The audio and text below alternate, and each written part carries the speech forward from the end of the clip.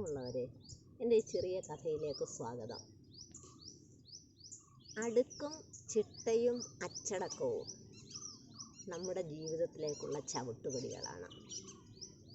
ഇതിനെപ്പറ്റി ഒരു കഥ പറയാം. 2 സ്ത്രീകൾ അടുത്തടുത്ത് താമസിക്കുന്നുണ്ടായിരുന്നു. 2 പേർക്കും ഭർത്താവില്ല. ഒരാൾ വളരെ ദരിദ്രയായിരുന്നു, ഒരാൾ സമ്പന്നയും. ഈ ദരിദ്ര സ്ത്രീക്ക് ഒരു പശു ഉണ്ടായിരുന്നു. ആ സ്ഥാനത്ത് സമ്പന്നയ്ക്ക് ധാരാളം പശു ഉണ്ടായിരുന്നു. ദരിദ്ര സ്ത്രീ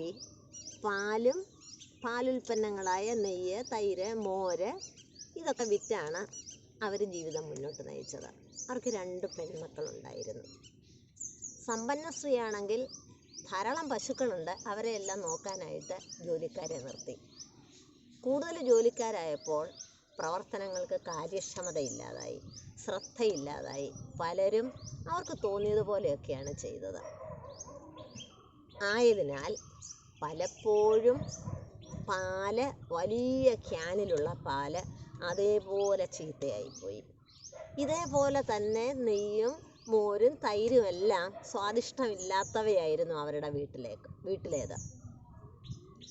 എന്നാൽ ദരിദ്ര സ്ത്രീയുടെ വീട്ടിലേത് വളരെ ശുദ്ധവും വളരെ നെയ്ക്കൊക്കെ നല്ല മണമുള്ളതുമൊക്കെ ആയിരുന്നുകൊണ്ട് ധാരാളം ആൾക്കാർ അവിടെ വന്ന് അതൊക്കെ മേടിച്ചുകൊണ്ട് പോകും. പാലിൻ്റെ ലഭ്യത അനുസരിച്ച് അവർ ഈ സാധനമൊക്കെ വീട്ടിൽ കരുതിയിരുന്നു.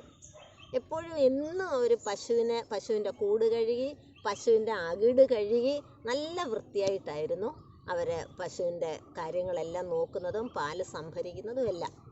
വളരെ നേരത്തെ തന്നെ, മുൻകൂട്ടി തന്നെ പശുവിനെ കറക്കാനുള്ള പാത്രവും തൈര് ഉറയൊഴിക്കാനുള്ള പാത്രവും നെയ്യ് വയ്ക്കാനുള്ള പാത്രവും എല്ലാം ഉണക്കി സൂക്ഷിച്ചിരുന്നു. ഇതിലാലൊന്നും സമ്പന്നയുടെ വീട്ടിൽ നടന്നിരുന്നില്ല. കാരണം അവരല്ല ഇത് ശ്രദ്ധിക്കുന്നത്, ജോലി ചെയ്യുന്നവരാണ് ശ്രദ്ധിക്കുന്നത്. അപ്പോൾ ഒരു കാര്യം ശ്രദ്ധിക്കണം, നമുക്ക് എത്ര സമ്പത്തുണ്ടെങ്കിലും നമ്മളുടെ ജോലികൾ, നമ്മളുടെ സഹായികൾ എങ്ങനെ ചെയ്യുന്നു എന്നുള്ളത് നമ്മൾ നിരീക്ഷിക്കണം. ഒന്നുകിൽ വീട്ടമ്മ അല്ലെങ്കിൽ വീട്ടച്ഛൻ ശ്രദ്ധിച്ചാലേ മതിയാവത്തുള്ളൂ. എങ്കിലേ അവിടെ ഗുണമുള്ള ആഹാരങ്ങൾ നമുക്ക് ലഭിക്കുകയുള്ളൂ. അപ്പോൾ പലപ്പോഴും ഈ സമ്പന്ന ദരിദ്രയുടെ വീട്ടിൽ വന്ന് കുറച്ച് പാല് തരാമോ, കുറച്ച് നെയ്യ് തരാമോ, അല്ലെ കുറച്ച് തൈര് തരാമോ, ഇങ്ങനെയൊക്കെ ചോദിച്ചും വാങ്ങിക്കൊണ്ട് പോകും. അപ്പോഴെല്ലാം ഈ ദരിദ്ര അത് കണക്കെഴുതിയിട്ടിരുന്നു. എല്ലാം കൂടെ വന്ന് 100 പണമായപ്പോൾ ദരിദ്ര സമ്പന്നയുടെ അടുത്ത് എന്ന് പറഞ്ഞു, നിങ്ങൾ പലപ്പോഴായി എന്നോട് പാലും പാലുൽപ്പന്നങ്ങളും ഒക്കെ വാങ്ങിയിട്ടുണ്ട്, അതിനിപ്പോൾ 100 പണമായി, അതെനിക്ക് തരണമെന്ന്. അപ്പോൾ സമ്പന്ന പറഞ്ഞു, എനിക്കെന്തിനാ നിൻ്റെ പാലും പാലുൽപ്പന്നങ്ങളും? എനിക്ക് 100 പശുക്കളാണുള്ളത്, പിന്നെ ഞാൻ നിൻ്റെ അടുത്ത് എന്തിന് പാലോ പാലുൽപ്പന്നങ്ങളോ മേടിക്കാൻ വരുന്നു? 2 പേരും ന്യായാധിപൻ്റെ അടുത്ത് പോയി വിവരമെല്ലാം ധരിപ്പിച്ചു. അദ്ദേഹം കൽപ്പിച്ചു, ഇന്ന ദിവസം നിങ്ങൾ 2 പേരും വരിക, വരുന്ന വഴി ഇന്ന വയലിൽ കൂടി ആയിരിക്കണം, ആ വയലിൽ കൂടി കയറി ഇറങ്ങി വേണം നിങ്ങൾ വരാനെന്ന്. ദരിദ്ര സ്ത്രീ മുൻകൂട്ടി തന്നെ കുറച്ച് നേരത്തെ തന്നെ വീട്ടിൽ നിന്നിറങ്ങി. കാരണം ചതുപ്പുള്ള സ്ഥലമാണ്, അതിലേക്കൂടെ നടന്നു പോകാൻ താമസം എടുക്കും. അതുകൊണ്ട് അവൾ കുറച്ച് നേരത്തെ ഇറങ്ങി. വളരെ ശ്രദ്ധിച്ച് തുണിയൊക്കെ പൊക്കി പിടിച്ച് മേളിലോട്ടാക്കി അവൾ പതിയെ നടന്ന് ന്യായാധിപൻ്റെ അടുത്ത് ചെന്നു. വളരെ താമസിച്ചാണ് നമ്മുടെ സമ്പന്ന സ്ത്രീ വീട്ടിൽ നിന്ന് തന്നെ ഇറങ്ങിയത്.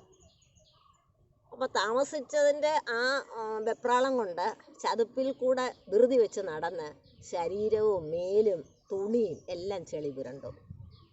ന്യായാധിപൻ്റെ അടുത്ത് ചെന്നപ്പോൾ 2 കിണ്ടിയിൽ വെള്ളം ഇവർക്ക് കയ്യും കാലും കഴുകാൻ വെച്ചിരുന്നു.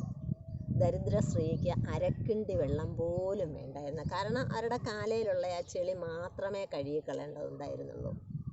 എന്നാൽ സമ്പന്ന സ്ത്രീക്ക് 1 കുട്ടകം വെള്ളം വേണ്ടി വന്നു. കാരണം അവൾക്ക് കുളിക്കണമായിരുന്നു. അത് തന്നെയുമല്ല, പുതിയ വസ്ത്രവും അവൾ അവിടെ ചോദിച്ചു. ഇതിൽ നിന്ന് ന്യായാധിപന് കാര്യം മനസ്സിലായി. ഒന്നും പറയാതെ തന്നെ 100 പണം ഈ ദരിദ്ര സ്ത്രീക്കും 100 പണം പിഴയായി രാജാവിനും 100 ചാട്ടാവാറടിയും അവൾക്ക് ശിക്ഷയായി കൽപ്പിച്ചു. അപ്പോൾ ചിട്ടയില്ലായ്മയും കൃത്യനിഷ്ഠയില്ലായ്മയും സമയക്ലിപ്തതയില്ലായ്മയും സത്യസന്ധതയില്ലായ്മയുമാണ് നമ്മുടെ സമ്പന്ന സ്ത്രീക്ക് ശിക്ഷ കിട്ടാൻ കാരണമായത്. സമകാലീന സംഭവങ്ങൾ ധാരാളം ഇന്ന് നമുക്ക് കാണാൻ സാധിക്കും. നമ്മളൊരു ബുദ്ധിപൂർവമല്ലാതെ ധനവിനിയോഗത്തിലൂടെ ധനം ദൂർത്തടിച്ച് നമ്മളുടെ ധനമെല്ലാം നഷ്ടപ്പെട്ടിട്ട് കുടുംബം കൂട്ടത്തോടെ ആത്മഹത്യ ചെയ്യുന്നതിനെപ്പറ്റി നമ്മൾ പല പത്ര വാർത്തകളും കാണാറുണ്ട്. ദൂർത്ത് നമുക്ക് നിർത്തിയേ മതിയാകത്തുള്ളൂ. സമാധാനപരമായ ഒരു ജീവിതം നയിക്കണമെങ്കിൽ ഉള്ളതുകൊണ്ട് നമ്മൾ ഓണം പോലെ കഴിയണം.